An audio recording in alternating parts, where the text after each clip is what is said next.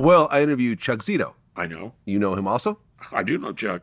Yeah. And, Chuck was put in what I figure and feel was an awkward position.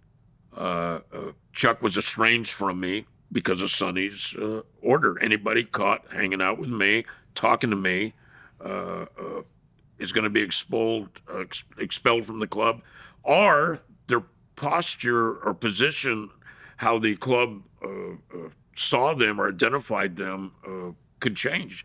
Chuck could have went from out good to out bad, and right. He was the VP of the Hells Angels in New York. Well, and I think he might have been a president up at Rock City for a while. Okay. It's been a long time. I've known Chuck since 1980. Chuck introduced me to Mickey Rourke. Ah, right. Yeah. Didn't he beat up Mickey Rourke at one point? Well, I've been hearing things.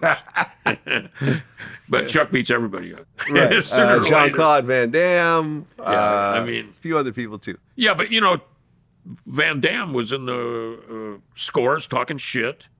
And I don't know if Chuck discussed it with you. We talked about it. And I was at Scores one night with, just having dinner. And he came walking in with Mickey Rourke and like 5 guys. And that's how that thing happened, Yeah, well, he allegedly told one of the bouncers that you have no heart. Yeah. And the bouncer relayed that information to you. So you confronted him with that. Yeah. And he admitted to it. He goes, yeah, I said it. Yeah. And then what happened? It didn't go well for him, Right. And did he tell you how he found out Van Damme was talking shit? I don't remember the exact story. One of the waiters came up to Chuck. Chuck got up to go to the bathroom, and I guess while Chuck was gone, Van Damme started talking shit about Chuck, and one of the people told him. Chuck came back and said, "Did you say this?" And I guess you got to give Van Damme props. He said, "Yeah, I did." And Chuck hit him, and I guess he knocked him out. Chuck's a big guy. He's a tough guy. No, he is. He's a street fighter. So you guys don't talk anymore at all? Well, actually, I ran into Chuck at Michael Madsen's memorial. Huh. And I'm not going to say what we talked about, but we had, I'll tell you, I felt really good when I left there. It was great seeing him. We talked about all the bullshit rumors that he ratted on somebody. I don't know if you've heard those rumors. I don't believe that shit, Yeah. I haven't heard that, by the way. Well, I have, and I'll tell you something. On the record, I will tell you that when Chuck was in jail, nobody got caught up in... they said that he did it after he got sentenced, and he was doing his time, that he gave information to get out of doing some time, That's bullshit. I don't believe it. Nobody got busted. Nobody got hurt by Chuck Zito. Well, I guess Chuck was involved in the Vanderbilt brawl with the Pagans. Yeah. And wasn't there. You weren't there. I was not there. But Chuck was there. I think he was. Yeah. What year? This was 2002. It must have been before he left or right after he left. Yeah, 75 bikers clashed that day. Right. One of the Pagans died. Okay. A lot of injuries.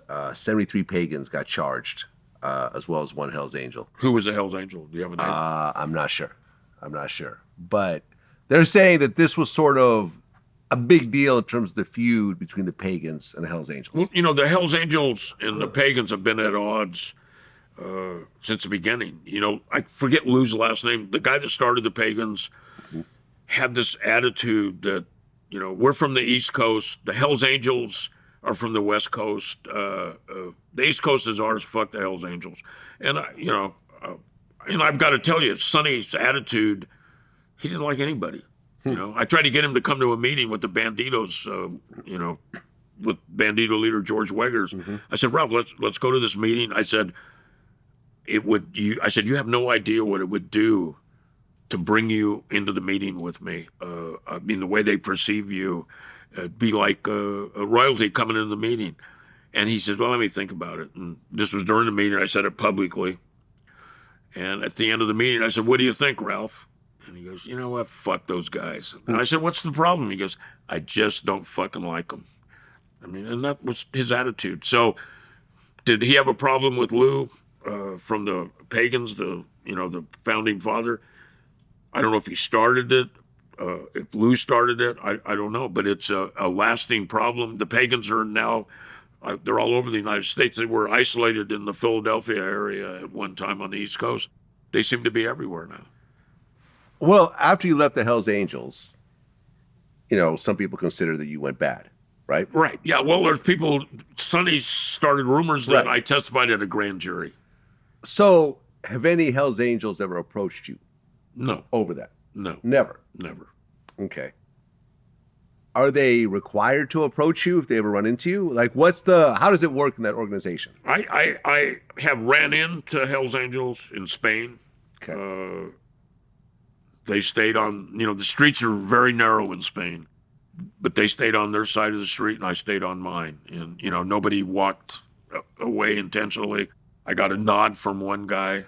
I got a encounter from one individual by himself. And I'm not sure if he would have been with other club members, if he would have had the same. He was very excited to see me, put his arm around me. I have a picture of him. He took a picture of us together. And I said, you could get in trouble for that. And you know what he responded to me? I don't take my orders from fucking Sonny Barger. Huh. And that, am I embellishing or making that up? No. I was in Spain. I hung out with a club over there called the Unknowns. And I met a bunch of banditos over there who I've, still have a relationship with. I talk to the banditos on occasion. Look, if I ran into a bunch of Hells Angels, I'm sure they would not be happy to see me. But, as far as what their posture is, I mean, what benefit do they get jumping on an old man,